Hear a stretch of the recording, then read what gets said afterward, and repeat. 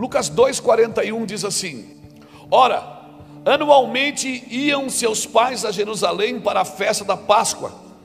Quando ele atingiu os 12 anos, subiram a Jerusalém segundo o costume da festa. Terminados os dias da festa, ao regressarem, permaneceu o menino Jesus em Jerusalém, sem que seus pais soubessem. Pensando, porém, estar ele entre os companheiros de viagem, foram a caminho de um dia, e então passaram a procurá-lo entre os parentes e os conhecidos, e não o tendo encontrado, voltaram para Jerusalém à sua procura. 3 dias depois, você imagina, você perde seu filho 3 dias e acha 3 dias depois, um menino de 12 anos. 3 dias depois o acharam no templo, assentado no meio dos doutores, ouvindo-os, interrogando-os, e todos que ouviam, muitos se admiravam da sua inteligência e das suas respostas. Logo que seus pais ouviram, ficaram maravilhados, e sua mãe lhe disse: filho, por que fizeste assim conosco? Teu pai e eu estamos aflitos, estamos à tua procura.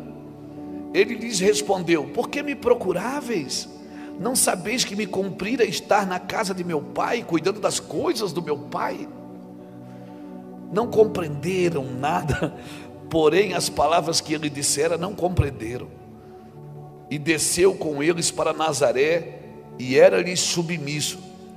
Sua mãe, porém, guardava estas coisas no seu coração, e crescia Jesus em sabedoria, em estatura e graça diante de Deus e diante dos homens. Obrigado, Jesus, pela tua palavra. Eles foram para Jerusalém na Páscoa. Na hora do sacrifício, os homens sempre faziam o sacrifício, as mulheres ficavam mais para trás com seus filhos. E eu creio que ali, com 12 anos, já era costume também levar os filhos. Com 12 anos, alguns já até participavam do bar mitzvah, que já era passar, era como se o bar mitzvah era como se o pai dissesse: quando eu não estou, quem manda é esse menino, passando responsabilidade para os meninos. Então eles fizeram as práticas que tinham que ser feitas, sacrificaram, levaram o seu sacrifício. E é interessante porque a Bíblia diz que quem era pobre dava um pombinho, dava uma ave. O classe média dava um cordeiro, e o rei dava o boi. Quem era rico dava o boi. Quando a Bíblia diz que Salomão matou 1000 bois, na realidade Salomão não matava os bois, ele dava os bois. Quem matava era o sacerdote. Amém? Todo rei que quis tomar o lugar do sacerdote, Deus matou ele. Ele dava o boi, mas ele não podia sacrificar o boi, porque sacrificar era trabalho do sacerdócio levítico. Então eles fizeram o sacrifício e tal. Vambora, vambora. Foram uma comitiva para Nazaré. Vambora, vambora. E eles estão voltando: cadê o menino? Cadê o menino? E um dia depois eles perceberam que o menino não estava. Levaram mais um dia para voltar, e certamente ficaram procurando ele mais um dia. 3 dias depois acharam o menino sentado no meio dos doutores, dos epicureus da época, fazendo perguntas e dando respostas sobrenaturais. Quando a mãe chega e diz: meu filho, 2 sentimentos, um misto de sentimentos: feliz por ter achado e doido para socar o menino, porque o menino, né? Por que você fez isso com a gente? Ele disse: por que vocês estão me procurando? Vocês não sabem que eu devia estar aqui cuidando das coisas do meu pai? Ou seja, o menino com 12 anos já tinha uma cosmovisão de saber do que ele ia ser na vida, do que ele ia fazer na vida e qual era a sua prioridade. E a Bíblia diz que os pais não entenderam, mas a Maria guardava tudo no coração. E o pai olhou para ele e a mãe: vamos, filho, vamos embora. E a Bíblia diz que ele foi embora com o pai e com a mãe, e era submisso a eles. O que eu aprendo aqui, que aquele homem, aquele menino de 12 anos, ele tinha uma tarefa. Ele é o salvador da sua vida, mas ele não fez nada antes do tempo dele. Quando você quer fazer alguma coisa fora do tempo, você se torna desastroso isso na sua vida. Jesus, ele não fez, ele voltou e se submeteu aos seus pais. Embora ele tinha mais entendimento do que os pais, embora ele sabia mais sobre as coisas espirituais do que ia acontecer do que os próprios pais, mas ele se submeteu aos pais esperando o tempo certo de ser cheio do Espírito Santo e começar o ministério, começar a fazer a obra de Deus. O que é que eu aprendo aqui? Porque há um tempo para todas as coisas debaixo do céu. Há um tempo e um modo. O tempo determina o modo, não é o modo que determina o tempo. Por isso que eu comparo a igreja é profética. Toda igreja é profética, porque se ela não for profética, ela vai se tornar patética. Ela tem que trabalhar pelo aquilo que Jesus disse, e não por aquilo que ela acha que ela tem que fazer. Amém? A igreja é profética. Por isso eu comparo o profeta como um estilista de moda. Quem já foi aqui num desfile de moda? É horrível. Porque o que eu vi, a pessoa estava usando um tênis de uma cor e um tênis de outra. Aí eu disse, ai, que ridículo. Aí você pensa assim, quem é que vai usar uma coisa dessa? Mas quando chega na estação, está todo mundo usando. Por quê? Porque o estilista de moda, ele dita a tendência. O estilista de moda, ele está num calor de 40 graus e está desenhando um casaco de pele. Aí quando ele mostra o casaco, você diz, está doido, você está doido? Quem é que vai usar casaco de pele com 40 graus? Mas a estação vai mudar. E quando a estação mudar, aquilo que não fazia sentido começa a fazer sentido para a igreja. Por isso a igreja é profética, ela aguarda ardentemente, a sua expectativa está em Cristo. A sua expectativa está nas próximas estações. Pode estar queimando de calor agora, mas a estação vai mudar e Deus vai fazer o que Ele falou que faria. Então fique esperto, a igreja é profética. Ela caminha numa linha tênue do profetismo. A igreja não é patética. Ela não vive para responder as demandas do mundo. A igreja não vive para responder as demandas do mundo. O que é que a igreja pensa do aborto? A igreja já tem uma resposta. O que é que a igreja pensa do casamento homoafetivo? Ela não tem que pensar, ela já sabe. O que é que você acha da direita e da esquerda?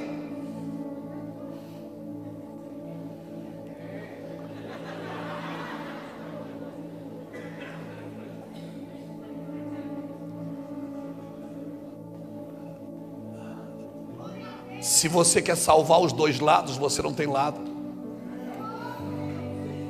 Mas você é da direita ou da esquerda? Eu sou do alto. Mas peraí, o senhor concorda? Claro que não. O senhor concorda com esse governo? Claro que não. Com essa lei? Claro que não. Mas eu tenho esperança na salvação de todos. Eu quero salvar a vítima e quero salvar o condenado. Porque o recado das Escrituras diz: estava doente e foste me ver, estava preso e foste me visitar.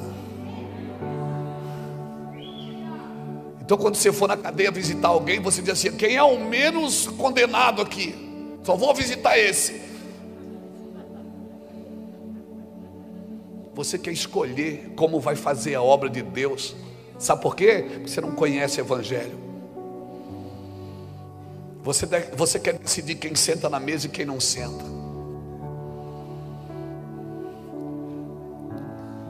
Qual é a sua cosmovisão do todo? Então, se eu amo o pecador, amo, abomino o pecado. Você não precisa me chamar de apóstolo, de pastor, mas eu quero ter a fama de Jesus, amigo de pecadores. Sabe como que Jesus era conhecido? Amigo de pecadores. Você não, você quer ser conhecido como um crente perfeito.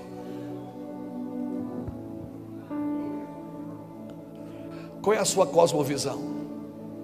Por isso que quando Jesus entrou na casa de Zaqueu, as pessoas ficavam na porta dizendo: ah, se ele soubesse quem é Zaqueu. Ele sabia quem era Zaqueu e disse: eu vou ficar na sua casa. Ele sabia quem era o Simão leproso. Ele sabia quem era Maria Madalena.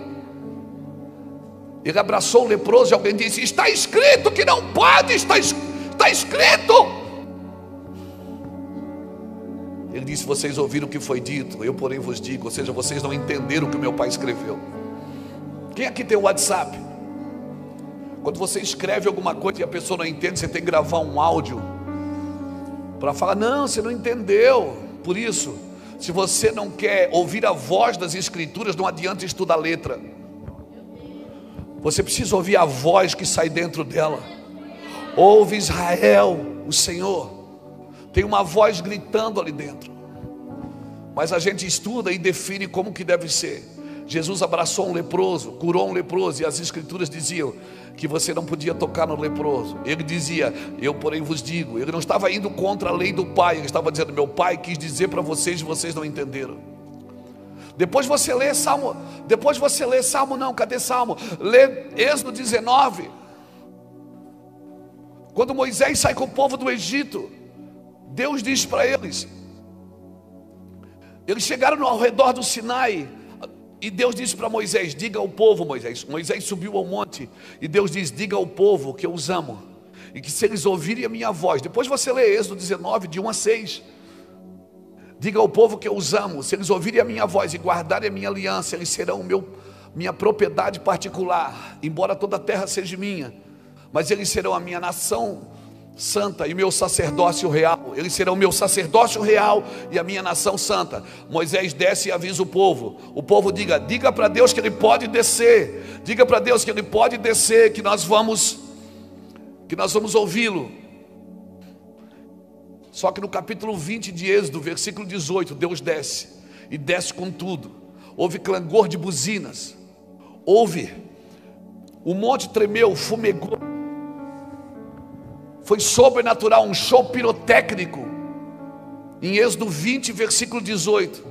E quando o povo viu aquilo tudo, o povo disse: fala tu, Moisés, e ouviremos, mas não fale Deus, para que não morramos. Aí Deus disse: tá bom, Moisés, o povo não quer me ouvir, sobe aqui. Aí Deus fez as leis, pegou uma pedra e escreveu: não matarás, não roubarás. A minha pergunta era: a ideia de Deus era escrever ou era falar?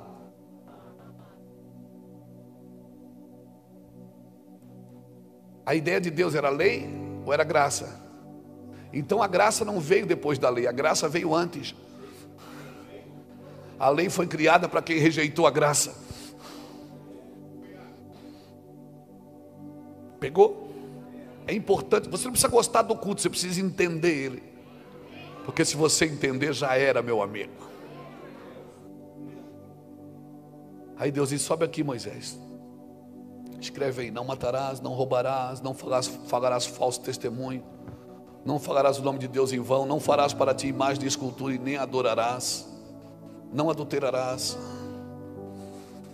não cobiçarás a mulher do teu próximo. E vai falando.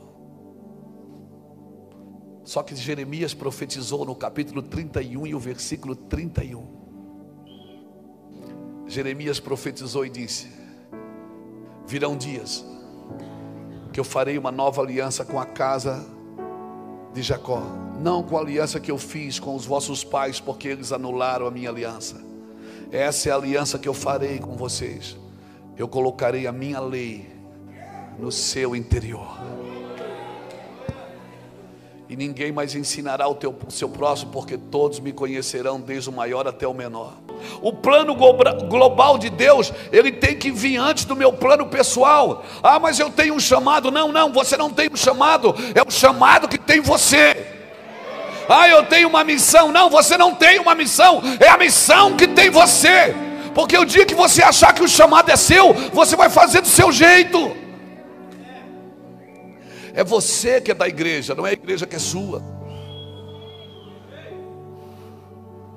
Eu sou do corpo de Cristo, você é do corpo de Cristo.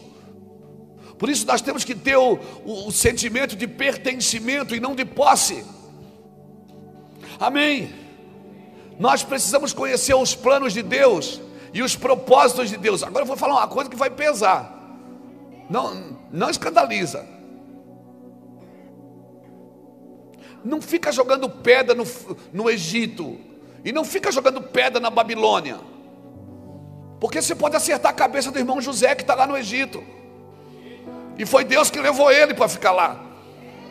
Cuidado para você não ficar atacando a Babilônia, porque você pode acertar a cabeça do irmão Daniel. E foi quem levou o irmão Daniel para a Babilônia.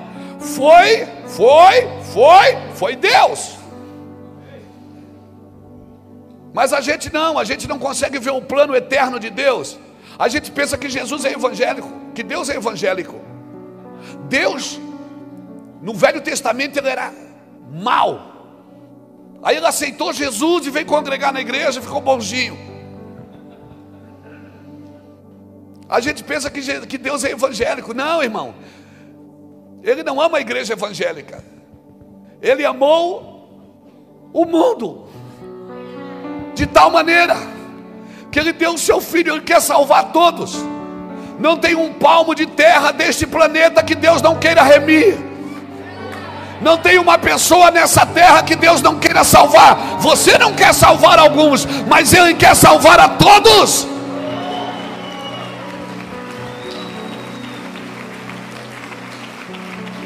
Por isso o meu plano, sem o plano de Deus, não serve para nada. As pessoas que você não gosta delas, essa que você está pensando nela agora que eu falei, Deus quer salvar elas também.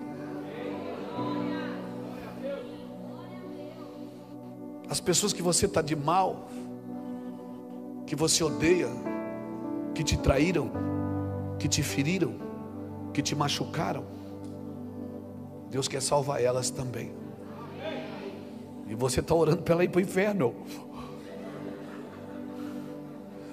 E você está orando para ela se arrebentar. Sabe o que ele fala sobre o inimigo? Você já leu isso. Se teu inimigo tiver fome, dai de comer. Não é para o amigo, é para o inimigo. Se ele tiver sede, dai de beber.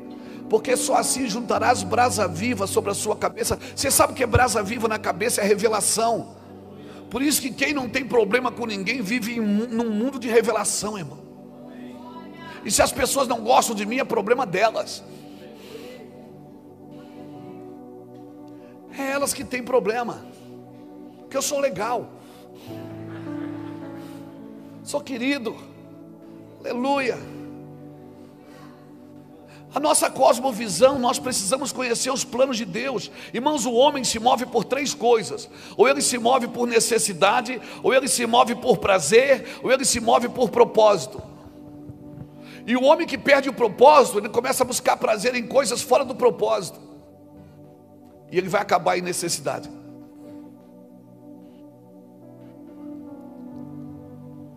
Deus não investe em necessidade, necessidade ele supre. Deus investe em propósito. Quando a pessoa está necessitada, Deus supre, Deus abençoa, mas Deus não investe na necessidade. Ele investe em pessoas que chutaram a necessidade e querem viver o seu propósito. E pessoas que vivem em constante necessidade é porque estão fora do propósito. Pegou? É um código. Pegou? Destravou? Isso é Bíblia, irmãos. Quando ele pergunta assim: Adão, onde é que você está? Ele sabia que Adão estava em maldição, mas ele não deixou de ir no encontro. Ele tinha um horário marcado com Adão todos os dias do crepúsculo, no final do dia. E naquele dia ele já sabia o que tinha acontecido, mas ele foi no encontro. E ele se comportou como se nada tivesse acontecido. Ele entrou no jardim e ele disse: cadê Adão? Cadê você? Eu vim aqui só para te ver. E Adão agora está escondido e dizendo: Deus, eu ouvi a tua voz e eu estou com medo, porque eu estou nu. E Deus pergunta: quem falou que você está nu? Ou seja, quem você está ouvindo agora? Adão, eu venho aqui todo dia e vejo você nu. E eu nunca me escandalizei com isso. E você também se via nu. Mas quando Adão estava nu, debaixo da graça, ele olhava para ele através de Deus. Agora que ele caiu da maldição, ele está olhando para Deus através dele. Você não pode olhar para Deus através de você. A primeira revelação que você tem que ter de Deus é que Deus não é homem, por isso Ele não pensa como você. Ele não é homem, Ele não pensa como você. Essa é a primeira revelação que eu preciso ter de Deus. Os meus caminhos são mais altos que os seus caminhos, e os meus pensamentos são mais altos que os seus pensamentos. Jesus com 12 anos já tinha uma cosmovisão, ele já sabia o que ia acontecer. Ele já estava fazendo perguntas, dando respostas, mas estava submetido, porque ele ainda estava fora do tempo. Aleluia. Irmão, nós vivemos numa geração cheia de ideias, mas sem direção. Nós vivemos numa geração, a minha vida é ajudar os outros a achar o seu caminho, achar o seu lugar. E o pior, quando a gente depara com alguns obstáculos, a gente acha que não é o nosso lugar e a gente volta. Não, irmão, se está difícil é porque aí é o seu lugar. Explica isso melhor, eu vou te explicar. Você tem que separar o que é luta, o que é prova e o que é guerra. Luta é quando o povo estava no Egito. Eles estavam numa luta, porque eles amassavam o barro o dia inteiro para fazer uma refeição por dia. Eles trabalhavam para comer. Quantas vezes nós já ouvimos isso? Tem que trabalhar para comer. Isso é luta, irmãos. Só que Deus tirou eles da luta e levou para o deserto, para a prova. E qual foi a primeira coisa que Deus mudou? Foi o cardápio. Porque aqui eles trabalhavam para comer. Agora Deus diz, quando vocês acordarem, vocês vão comer primeiro. Porque no meu ambiente, eu que faço primeiro. Ele mudou o cardápio na hora. O povo acordar de manhã já tinha maná. E Deus diz, não junta para amanhã que vai virar bicho. Não junta para amanhã que vai virar bicho. Come hoje, amanhã você vai comer de novo. Come hoje, amanhã você vai comer de novo. Por isso que a casa incrédula, ela cheira mal. Então agora eles estavam na prova. E por que eles estavam no deserto? Eles estavam provando a Deus, estava provando eles. E mostrando para eles que quem dava roupa era Deus, quem dava sandália era Deus, quem dava comida era Deus, quem dava água era Deus, e a pedra os seguiam. Só que quando eles chegaram na terra prometida, eles não estavam nem na luta nem na prova, eles estavam na guerra. Deus disse, essa terra é de vocês. Essa terra é de vocês, mas vocês vão ter que derrotar os filisteus, os jebuseus, os heteus, os amorreus. Então se eu estou numa guerra, o que é que me diz? Que essa terra é minha.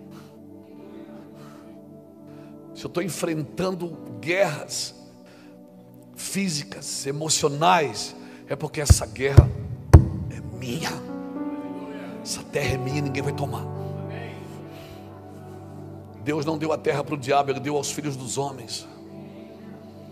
Se você está vivendo em guerra, esse lugar é seu, amém? Então diga comigo plano.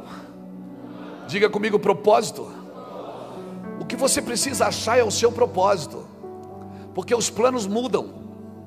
Eu sei os planos que eu tenho para vós, planos de paz e não de mal, para vos dar uma esperança e um futuro. Irmão, depois você lê Atos 16, incrível. Atos 16, a Bíblia diz que todos os dias Paulo e Silas estão indo para o caminho de oração. Todo dia Paulo e Silas vão orar. Todo santo dia Paulo e Silas iam orar. E uma mulher atrás dizendo, que homem abençoado, que unção, que glória, que poder, meu Deus, que fogo. E aquilo foi incomodando Paulo. Foi um dia, foi segundo, foi terceiro. Um dia Paulo parou e repreendeu o demônio, disse, cala a boca, Satanás. Sabe o que me impressiona nos apóstolos da Bíblia?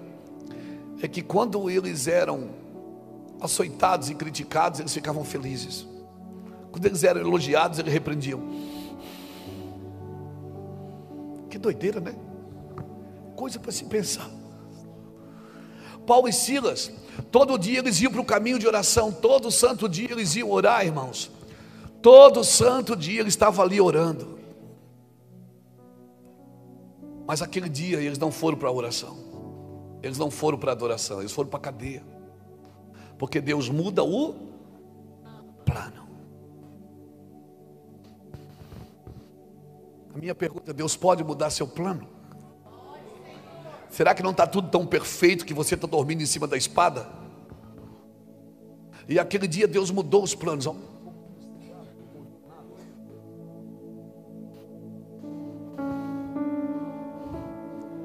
Aquele dia eles mudaram o plano. Deus mudou o plano. O problema é que quando muda a circunstância, a gente esmorece.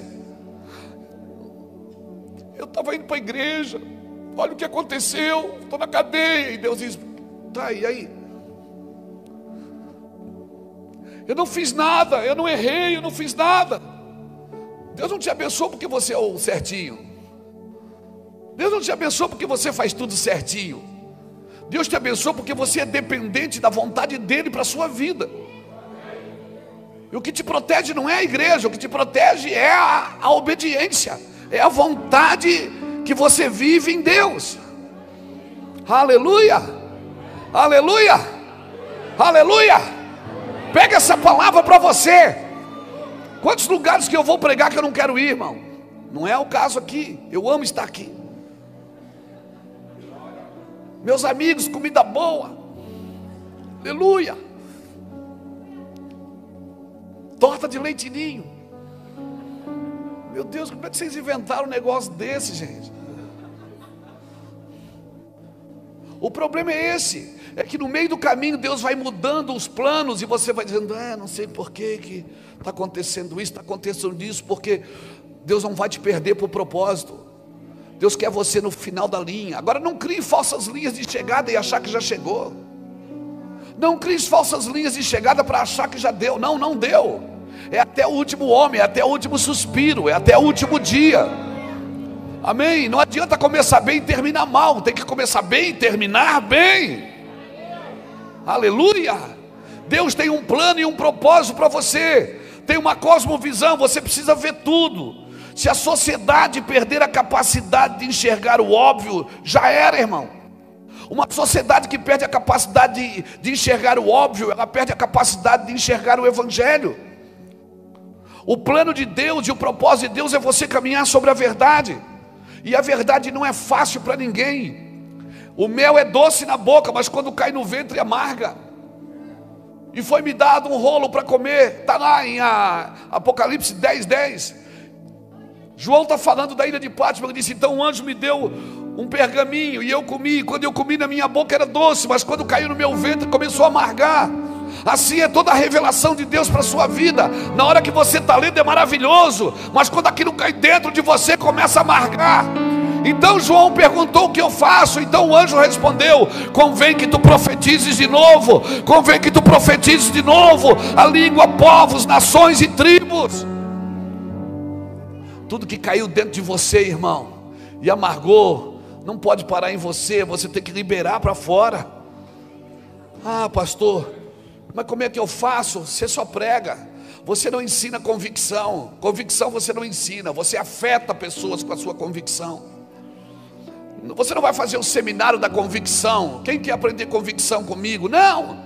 Convicção você tem. Se você tiver, quem estiver te ouvindo vai receber também. Convicção é uma coisa que você tem, ponto final. E mudou as circunstâncias, mas não muda o meu propósito. Acabou o dinheiro, mas não muda o meu propósito. Por quê? Porque não é o dinheiro que me movimenta, não é a fama que me movimenta. Eu conheço pessoas que, se tirar o microfone, tirar a câmera da frente, não sobra mais nada. Por quê? Porque não tem convicções.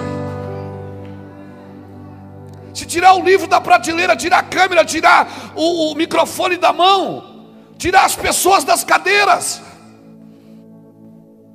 o que sobra? E o que sobra realmente é aquilo que Deus te deu: convicção.